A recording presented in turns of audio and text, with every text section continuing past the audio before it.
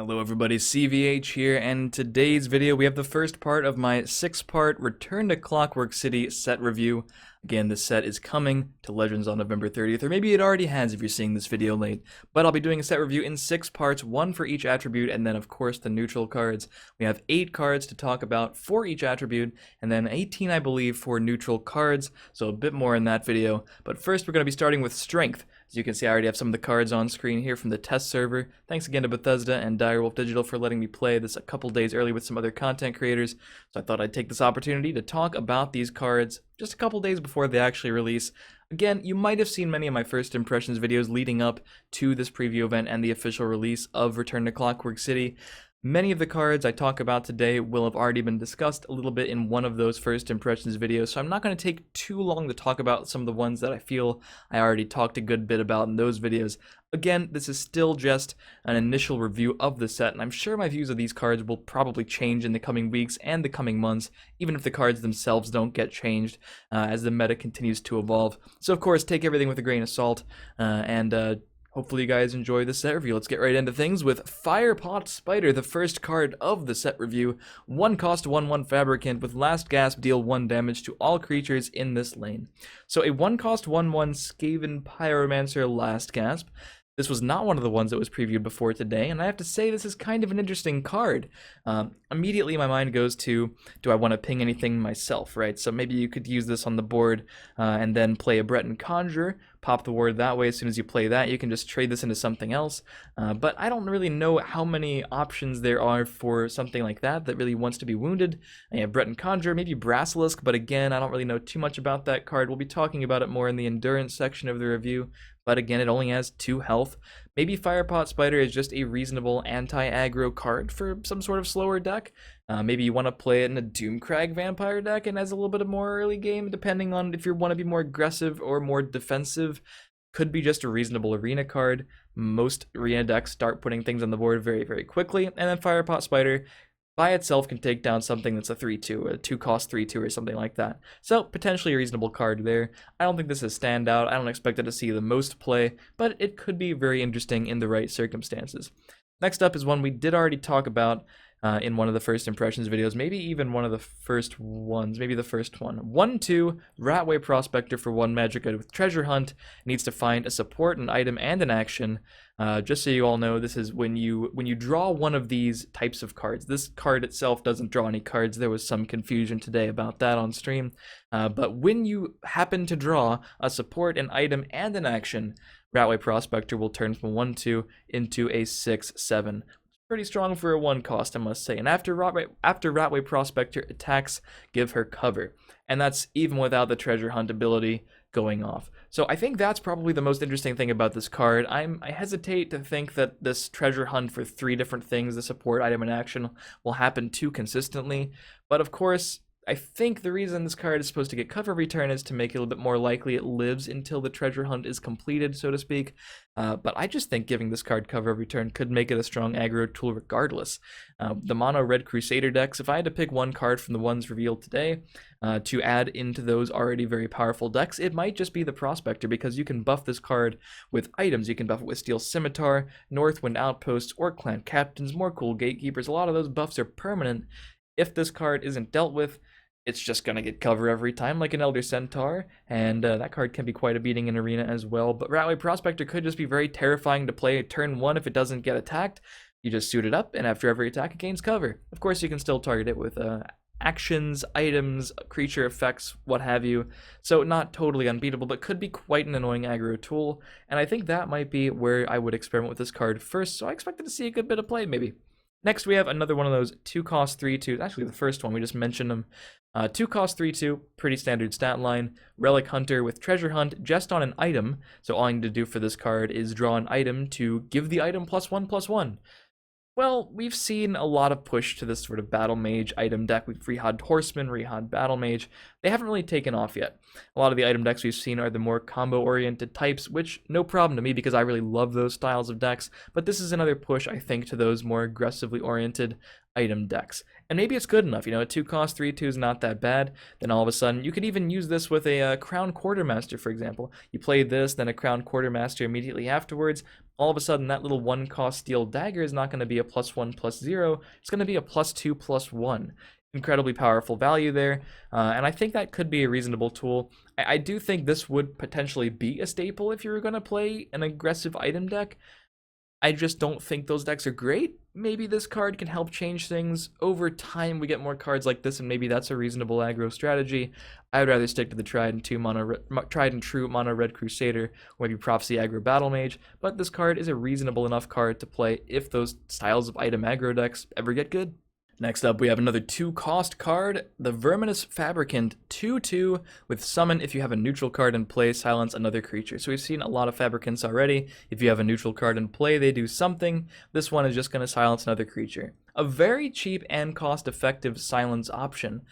This looks like it would be trying to fit in a very aggressive deck with a neutral shell. And if you are going to be playing a very aggressive deck with a neutral shell, this could be, again, a reasonable option. If you're going to play an aggressive item deck, Relic Hunter is reasonable. An aggressive deck with a lot of neutrals, Verminous Fabricant is very reasonable because you are looking for those silences to deal with opposing guards, namely. And of course, if they buff something else and are trying to race you, you could use it for that as well. Again, not entirely sure yet how powerful those decks are going to be, but this is a perfectly okay card if you're going to be doing something like that. In Arena, it might actually get worse because the odds of you getting that many neutrals to take advantage of it aren't that high, so I think these Fabricants with this neutral stipulation are the rare type of card that does get a bit worse in Arena more often than not, but a powerful card if you can build around it for sure. And now we have the first unique legendary of the set review, the 3-cost 3/3 Aldora the Daring, with Treasure Hunt, action, creature, item, and support, and then this card will get +6/+6. When a friendly treasure hunter finds something, summon Skywag or give Skywag +1/+1. And as we can see here, Skywag is just a 1/1 itself. Probably the bird, right? But Treasure Hunt is actually going to require Aldora to draw every single type of card in the game currently if it wants to get +6/+6. And if you can do that, of course, you have a 3-cost 9/9. Obviously, very tall order there. You're going to have to really try hard to get all of those items or all of those treasures into your hand at a certain point after playing Aldora, if it can actually survive. But the cool thing about this card, I think, is Skywag. It's a 3-cost 3/3 here, and since its Treasure Hunt requires you to get every single type of card currently in the game, no matter what card you draw for your next turn, you're going to be getting Skywag because one of the little checks for your Treasure Hunt quest there are going to be checked. And then all of a sudden Skywag's on the board, and if it lives another turn, if you can draw any of the other types of cards in the game besides the one you've already gotten, Skywag's going to get +1/+1, or if it was dealt with, you're going to get another Skywag on the board, and that's essentially a 3-cost 4/4 value. So I definitely think that if you're even going to focus a little bit on the other treasure hunt guides in the game, if you're even remotely trying to build around them, if you have any of the other treasure hunts in your deck, this card does seem pretty reasonable because that's already going to guarantee pretty much that you have creatures, actions, and items at least. If you're also playing supports, you could maybe even get Aldora the Daring's treasure hunt ability herself, but I think this could actually be just reasonable for a variety of aggressive decks. I assume aggressive because it's kind of low curve, and if you do get the treasure hunt ability, it's going to be pretty high stats. But already knowing that you're going to be getting a 3/3 and then a 1/1 next turn if it manages to stay, and then possibly even grow the Skywag if it's not dealt with for a long period of time, that could put the pressure on, and I think that's a pretty reasonable card in and of itself. Next up is Grappling Hook, and I talked about this card a little in depth in one of the first impressions videos. I remember this card specifically because I'm pretty excited about it. A very high utility item here with +3/+2, and summon move an enemy creature into this lane. It loses cover. So I think this card is particularly powerful, not so much for aggressive decks like I mentioned in the first impressions video, but more so for a control deck, particularly with a lot of slay abilities. And we see that a lot with Warrior. A lot of slower Warrior decks try to take advantage of those powerful slay abilities like Falkreath Defiler, Blood Magic Lord, Night Talon Lord, and set up for good unstoppable rages. And all that can be pretty difficult in Warrior because you don't have access to Shadow Shifter, Archer's Gambit, which are two of the cards that really make Rage Archers so powerful. And the slay cards like Falkreath and Blood Magic Lord, while potentially incredibly powerful, are just a bit hard to set up. Your opponent sees them and they kind of know what they have to do, either remove them immediately or just play in the other lane. And this card throws a wrench in all of those plans because you can just play one of those cards and then your opponent tries to play around it in the other lane, then you Grappling Hook and force it into the same lane.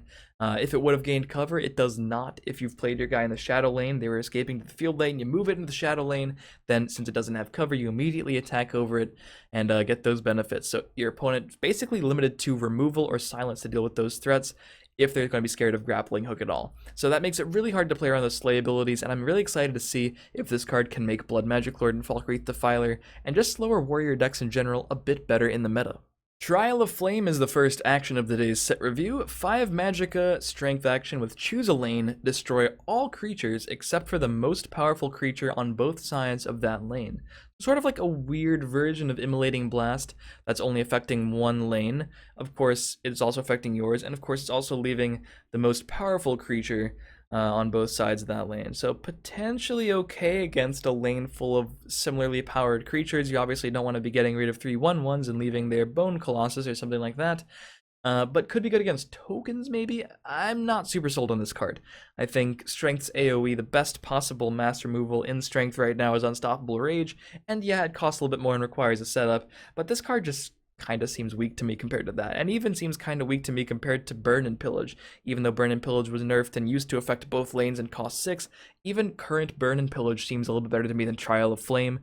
Of course, it requires you to get aggressive in the beginning of the game, but most strength decks want to do that, and if they don't really care about this card. I think they'd rather just stick with Unstoppable Rage. I could be wrong, doesn't seem that powerful to me. Could see some use in Arena, and of course it could surprise as a good tech card, maybe if there's a lot of token decks around there, but at the moment I just don't think this is quite worth it. And the last card of today's strength review for Return to Clockwork City is Hunter Killers, another one that we did mention in one of the first impressions videos, and if I sound a little sad, it's just because we have to end on kind of a dud today, I think. I think the general consensus when it was first previewed was that Hunter Killers kind of sucked, and that is my current consensus as well.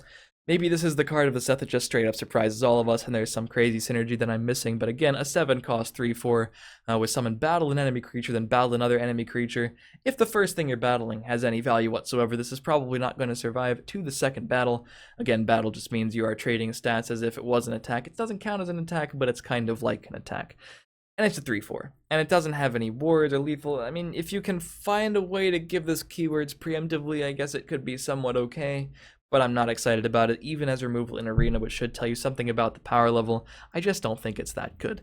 So unfortunately, we have to end on a card that is one of the worst epics probably in the set in my opinion, but these are just my opinions as always. Hopefully you enjoyed. If you did, feel free to leave a like and stay subscribed for more Legends videos, including the next 5 parts of the Return to Clockwork City set review, and let me know in the comments what you think about any of these cards, if you think I was right, if you think I was wrong, if you're excited to play any one of them in particular in a certain deck. Just let me know in the comments. Hopefully you guys enjoyed. I'll see you next time.